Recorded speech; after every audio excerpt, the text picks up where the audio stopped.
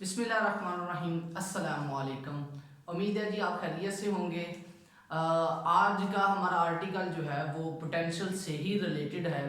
हमने पोटेंशियल से रिलेटेड अभी तक जो है वो एक आर्टिकल पढ़ा हुआ है और बल्कि दो आर्टिकल्स हम पढ़ चुके हुए हैं।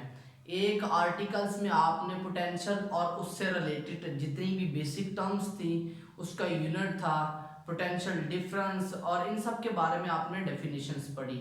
और सेकंड में आपने पोटेंशियल डिफरेंस को रिलेट किया है इलेक्ट्रिक इंटेंसिटी के साथ। आज का हमारा जो आर्टिकल है वो पोटेंशियल से रिलेटेड लास्ट आर्टिकल है। हमने पोटेंशियल डिफरेंस भी देख लिया, हमने एक जो सिंगल पॉइंट का पोटेंशियल है, एक एब्सोल्यूट पोटेंशियल है, वो भी देख लिया। अब ये कहता है कि अगर आपके पास एक चार्ज हो, आपने जितने भी जो डेफिनेशंस पहले पढ़ी हैं उन डेफिनेशन से रिलेटेड तो आपने ये सीखा कि आपके पास एक इलेक्ट्रिक फील्ड मौजूद है। अब वो ये कहता है कि आपके पास इलेक्ट्रिक फील्ड नहीं बल्कि एक चार्ज है और हमें पता है उस एक चार्ज की वजह से भी फील्ड होता है, इलेक्ट्रिक इंटेंसिटी तो होती है। तो कहता है जी आपके पास एक चार्ज है और आपने उस चार्ज की मदद से क्या करना है, इलेक्ट्रिक पोटेंशियल फाइंड आउट करना है। तो इन शॉर्ट बेसिकली वो हमसे डिमांड कर रहा है एब्सोल्यूट पोटेंशियल की।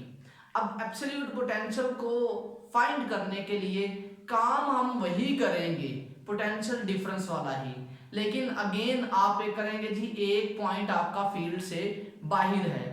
जब आप एक पॉइंट को फील्ड से बाहर लेंगे तो वेरी सिंपल इज देयर कि वो आपके पास वो एक ही पॉइंट बचेगा, तो आप कहेंगे this is the absolute potential. तो सबसे पहले हम डेफिनेशन करते हैं जी, बल्कि आर्टिकल का नाम लिखते हैं electric potential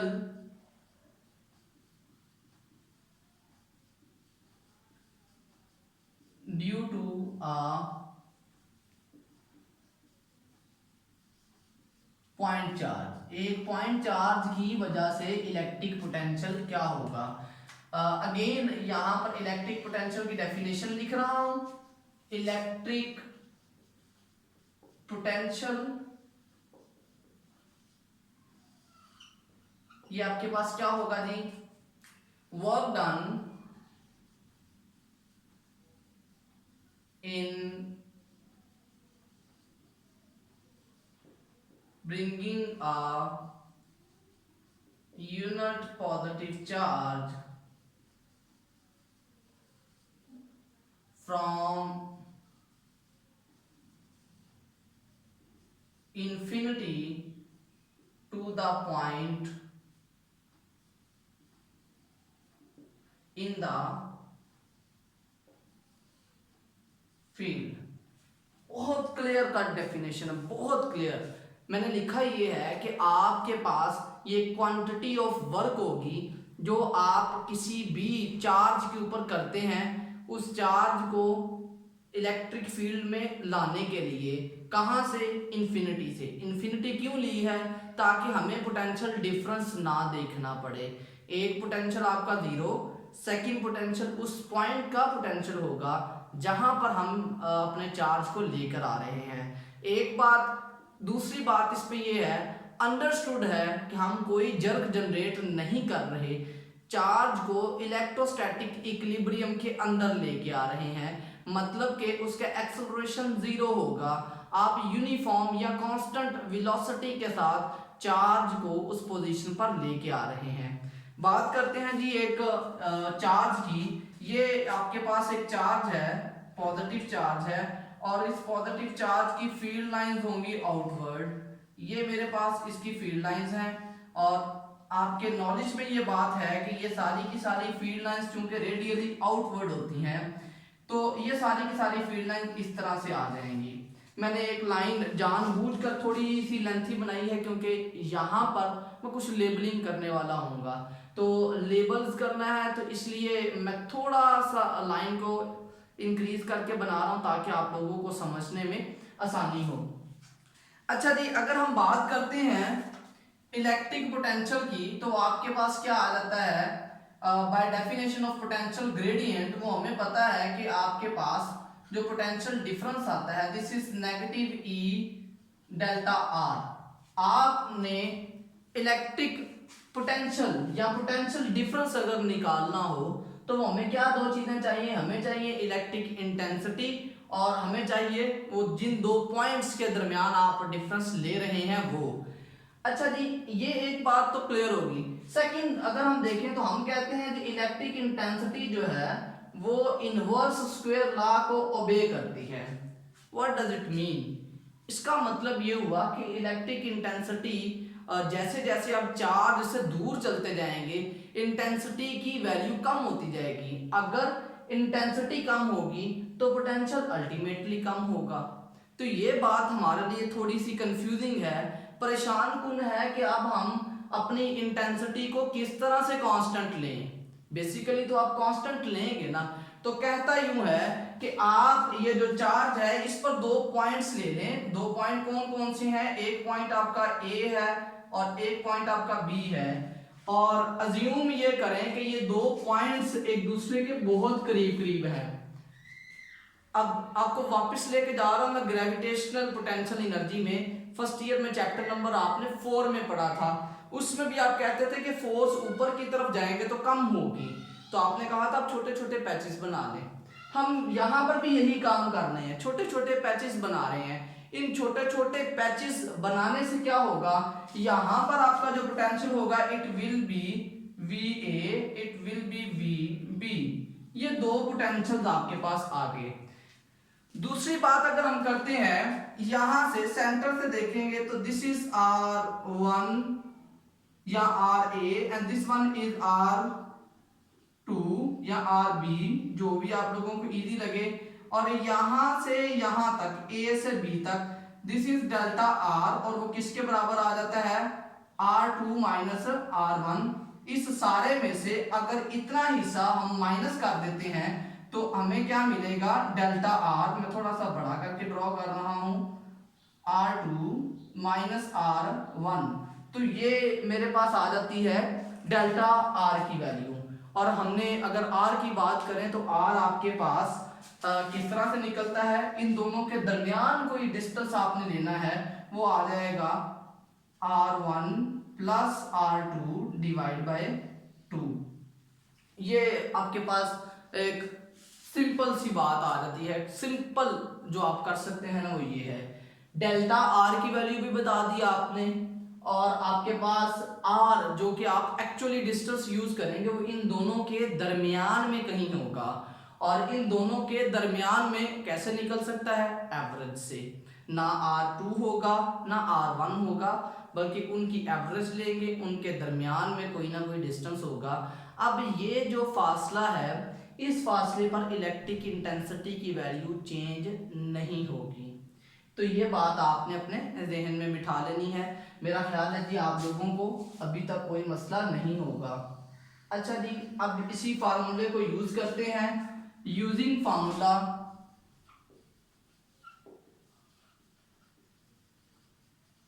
of potential gradient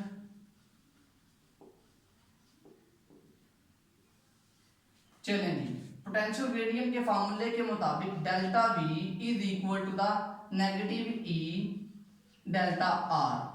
हम इसी फार्मूले के अंदर वैल्यूज पुट करेंगे। डेल्टा V की वैल्यू क्या आ जाती है? That is equal to the VB minus VA is equal to the negative E, यहां पर आ जाएगा R2 माइनस R1। मेरा ख्याल है कि हम इसको भी RAB लिख लेते हैं शुरू से ही, तो वो आपके पास यहां से ही चेंज करना पड़ेगा क्योंकि यहाँ 1 2 है और इधर AB है। तो A वाले डिस्टेंस को आप लिखते हैं RA और B वाले को लिख लेते हैं RB, और यहाँ आ जाएगा RB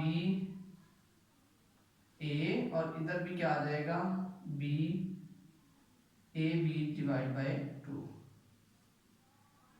sorry for the change, चूंकि आगे हमारे लिए थोड़ी सी डिफिकल्टी आ रही थी इसलिए हमने यहाँ पर भी क्या कर दिया है, सेम कर लिया है। पोटेंशियल में और इसमें आपने एक चेंजिंग्स लेके आ गए हैं, आप चाहे तो पोटेंशियल में भी चेंज कर सकते थे। अच्छा जी, ये आपके पास वैल्यू आ गई।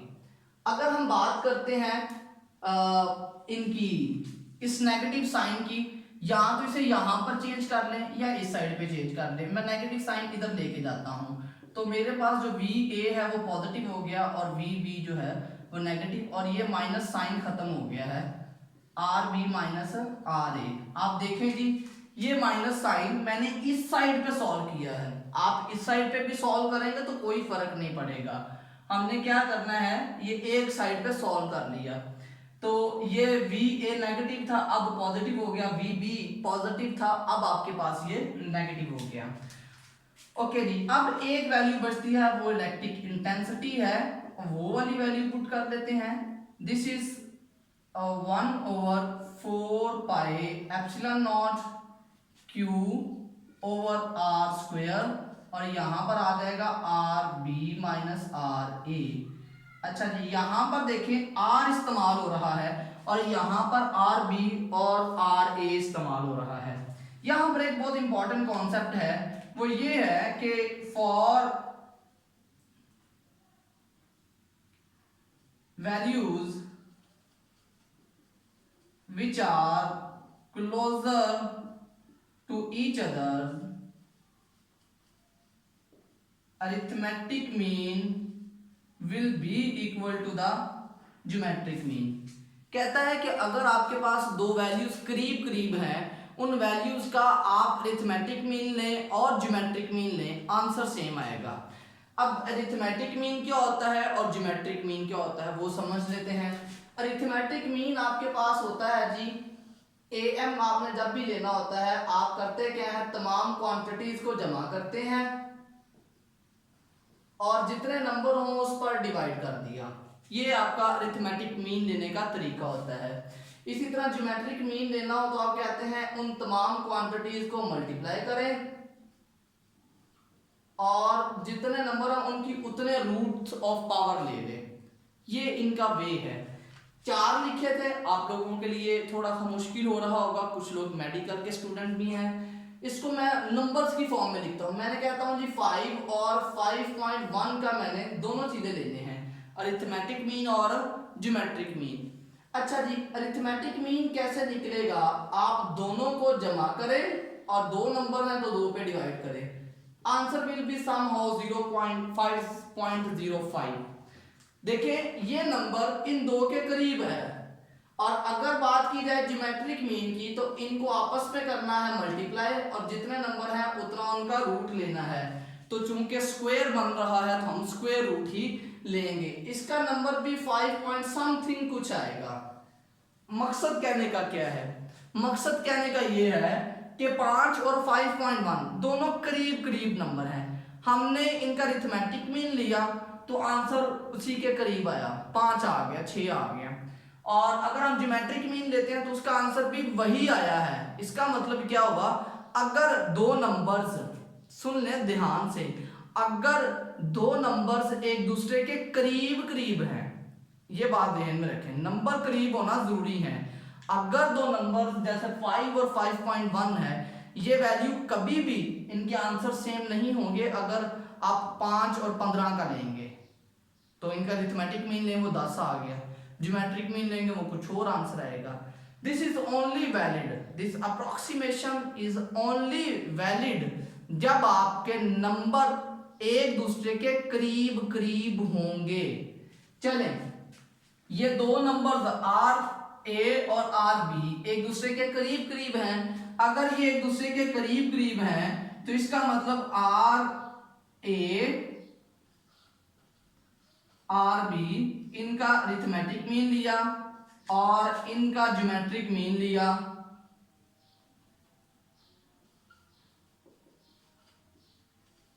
ये क्या आ जाएंगे, बराबर आ जाएंगे। और ये किसके बराबर आते हैं, आर के बराबर आते हैं। अच्छा जी, अगर आपके पास ये नंबर और ये नंबर बराबर हैं तो हम लिख सकते हैं आर बराबर आ जाएगा आर ए आर बी और उसका स्क्वायर रूट। अब आपको यहां पर चाहिए आर स्क्वायर, तो स्क्वायर के लिए हम क्या करते हैं, यहां से स्क्वायर रूट खत्म करते हैं, तो R square will be equal to the R A R B. अब ये वाली वैल्यू आप इक्वेशन नंबर 1 में पुट कर दें, तो आपके पास क्या बचेगा, V A minus V B is equal to the 1/4 pi epsilon naught Q over R A R B, और इधर आ जाएगा R A minus R B. ये जो टर्म है स्टूडेंट, ये अलग-अलग इनसे डिवाइड होगी। जब ये नंबर अलग-अलग डिवाइड होगा तो 1/4 पाई एप्सिलॉन नॉट क्यू, और इधर आ जाएगा R A over R A R B minus R B over R A R B. तो यहां से आपके पास कैंसलेशन होने के बाद बचेगा क्या, ये कैंसिल आउट हो गया, इसी तरह आपके पास ये कैंसिल आउट हो गया, तो बचेगा जी V A minus V B is equal to the 1/4 pi epsilon naught q into 1/r_b minus 1/r a। ये नंबर आपके पास यहाँ पर सर्वाइविंग है। तो अब आपने इन्हीं नंबर को आगे सॉल्व करना है, और सॉल्व करके हमने देखना है कि रिजल्ट आपके पास क्या आता है। जी स्टूडेंट, यहाँ छोटी सी एक मिस्टेक थी जो मैंने अभी करेक्ट की है वीडियो को पॉज करके। हमारे पास ना ये R B minus R A था, और यहाँ पर मैंने गलती से R A minus R B लिख दिया था। उसको ठीक करने के बाद जस्ट टर्म आपके पास शफल होंगी, हम अपोलोजाइज फॉर दिस। तो आपके पास अब क्या होगा जी, देखिए हम कहते यूं है कि ये जो टर्म है ये आपके पास फील्ड से बाहर है, मतलब आर बी जो है वो आपके पास क्या आ जाती है, आउट ऑफ द फील्ड चली जाती है। आप इसे अप्रोच करवा देते हैं इन्फिनिटी को, ये डिस्टेंस आपके पास इनफाइनाइट को अप्रोच कर जाता है, आप फील्ड से कहीं बाहर है। तो आपके पास ये इन्फिनिट है तो वी बी क्या हो जाएगा, जीरो हो जाएगा, क्योंकि इन्फिनिटी पर कोई पोटेंशियल नहीं होता, लिहाजा V A is equal to the 1/4 pi epsilon naught Q over 1/r A minus 1/इंफिनिटी। अगर किसी भी टर्म के नीचे इंफिनिटी आ जाती है, this number will be zero, तो आपके पास क्या आ जाएगा, this is 1/4 pi epsilon naught Q over R A. जी स्टूडेंट, ये आपके पास एक इक्वेशन बन जाती है, और इस इक्वेशन से हमें क्या पता चल रहा है, आप किसी पॉइंट ए पर पोटेंशियल फाइंड कर सकते हैं अगर आपको उसका डिस्टेंस पता हो। ठीक है, तो आप चार्ज की वैल्यू और ये जो फैक्टर है ये हमें बता रहा है कि चार्ज और उस पॉइंट जहां तक आप डिस्टेंस मेजर कर रहे हैं देयर इज नथिंग, कुछ भी नहीं है वहां पर, उनके दरमियान स्पेस नहीं है, वो फ्री स्पेस्ड मटेरियल है। इसके बाद एक बात इंपॉर्टेंट ये है कि ये पॉजिटिव के लिए पॉजिटिव होगी और नेगेटिव के लिए नेगेटिव होगी। अगर बात की जाए एक डाईपोल की, मैं कहता हूं एक डाईपोल है, और उस डाईपोल में क्या होता है कि यहाँ Q पॉजिटिव है, इधर Q नेगेटिव है, सेम चार्जेस हैं, डाईपोल से मुराद तो यही है ना। इनके दरमियान इनके मिड वे पे पोटेंशियल कितना होगा, इनके मिड वे पे पोटेंशियल होगा जीरो। क्यों जीरो होगा, यहाँ पर देखेंगे तो नेगेटिव पोटेंशियल आएगा, इधर आएगा तो पॉजिटिव, दोनों को ऐड करें you will get the zero result. तो आपके पास रिजल्ट क्या आ जाता है, जीरो आ जाता है। तो एक तो बात आपके पास ये आ गई, आपने करना ये है कि इसको जो है वो अच्छे तरीके से देखना है। पॉजिटिव पॉइंट चार्जेस के लिए पोटेंशियल होता है पॉजिटिव, और नेगेटिव पॉइंट चार्जेस के लिए पोटेंशियल होता है नेगेटिव। तो ये हमारा आज का आर्टिकल था, और इसमें समझ लें कि एक दो मिस्टेक हुई हैं लेबलिंग के दौरान, तो आपने उन मिस्टेक्स को बड़े अच्छे तरीके से कवर अप करना है। मिस्टेक्स करने का मकसद सिर्फ ये था कि मैं आपको ये बताना चाह रहा हूं कि this is not the property of human, कि वो सब कुछ ठीक ही कर रहा है। गलती एनर्स टू ह्यूमन, हम गलती करते हैं, हमारे अंदर अपनी गलती को मानने और उसको ठीक करने की सलाहियत होनी चाहिए। This is the sign of a brave person. अपना बहुत ज़्यादा ख्याल रखिएगा जी, और इसी तरह आप रिस्पॉन्ड करते रहें। इस लॉकडाउन के दौरान अपनी पढ़ाई पर बिल्कुल भी कंप्रोमाइज़ ना करें। अपना बहुत ज़्यादा ख्याल रखिएगा। अल्लाह हाफिज़।